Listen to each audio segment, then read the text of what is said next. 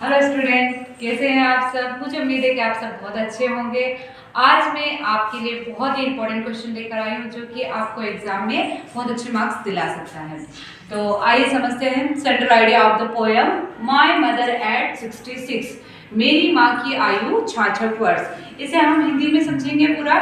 तो आज हम इसको हिंदी में समझने के बाद इसमें आपको बहुत सारे बेनिफिट्स भी मिलेंगे जो कि मैं आपको बताऊंगी कि कौन कौन से बेनिफिट्स इसमें से आपको मिलने वाले हैं। जैसे कि आप देख रहे हैं यहाँ पर आपका जो सेंट्रल आइडिया है वो मिनिमम 3 से 5 लाइन के अंडर में है। इतना बड़ा सेंट्रल आइडिया आपको कंपलसरी लिखना ही होता है, क्योंकि अगर आपको सामने वाला 3 से नंबर दे रहा है तो अच्छे लिखेंगे तभी तो आपको अच्छे नंबर मिलेंगे। तो देखिए, सबसे पहले ageing is a natural process. वृद्धा अवस्था एक प्राकृतिक प्रक्रिया है। नेचुरल प्रोसेस यानी कि प्राकृतिक प्रक्रिया। It is an essential phase of human life. ये मनुष्य का एक अभिन्न हिस्सा है। और a person enjoy his childhood experience youth when he is full of energy and dreams. देखिए, इस वृद्धावस्था में पहुंचने से पहले इंसान क्या क्या करता है। सबसे पहले वो बचपन में जाता है, तो बचपन में वो अपने बचपन को फूल फाल एंजॉय करता है। उसके बाद एक्सपीरियंस यूथ, जो युवा अवस्था के एक्सपीरियंस है उनको ग्रहण करता है। He is full of energy and dreams, मतलब वो अपनी पूरी एनर्जी लगाता है अपने सपनों को पूरा करने में। फाइनली यानी कि अंत में ही अप्रोच हिज ओल्ड एज, और फाइनली वो कहाँ पहुंचता है, अपनी वृद्धावस्था की ओर पहुंचता है। तो वृद्धावस्था की ओर जाने के बाद और फिर अंत में डाइज, यानी कि अंत में व्यक्ति का अंत हो जाता है, यानी कि मर जाता है। इन दिस पोयम, इस पोयम में the poet relates a personal experience. इस पोयम में जो लेखक है, जो लेखिका है हमारे पास, वो लेखिका अपने पर्सनल एक्सपीरियंस हमारे साथ शेयर कर रही है। Poet is able to express her feeling for her mother. जो लेखिका है वो हमारे साथ में उसकी फीलिंग्स शेयर कर रही है। किसके प्रति? उसकी माँ के प्रति।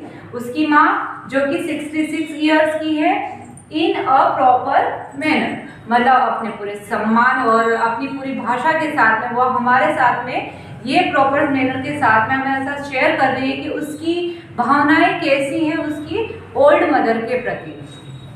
तो death is inevitable, she understands that is inevitable. वो जानती है कि मृत्यु इनवाइटेबल है, यानी कि मृत्यु बुला रही है।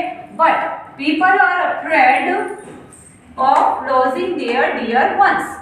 पर जो व्यक्ति होता है उसकी भावनाएं कैसी होती है? क्या हम अपने जो अपने वाले होते हैं उनसे हम बिछड़ना चाहते हैं? नहीं, हमारी भावनाएं ऐसी कभी भी नहीं होती। हम क्या चाहते हैं कि जो हमारे अपने हैं वो हमेशा हमारे साथ बने रहे।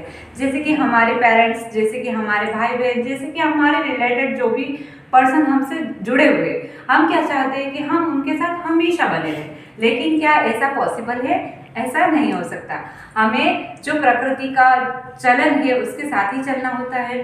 तो प्रकृति का चलन ये होता है कि अंत में इंसान को मरना ही पड़ता है, एक दूसरे से बिछड़ना ही पड़ता है। तो death is inevitable but people are afraid. पर लोगों का जो मन होता है वो कैसा होता है? अपनों से जुड़ा होने के कारण वो उससे दूर नहीं हो पाते। और वो जो उनका प्रिय होता है, डियर वन, जो भी इंसान उसका प्रिय होता है उससे बिछड़ने से इंसान को डर लगता है। वो सोचता है कि अगर ये हमसे बिछड़ गया तो फिर हमारा क्या होगा।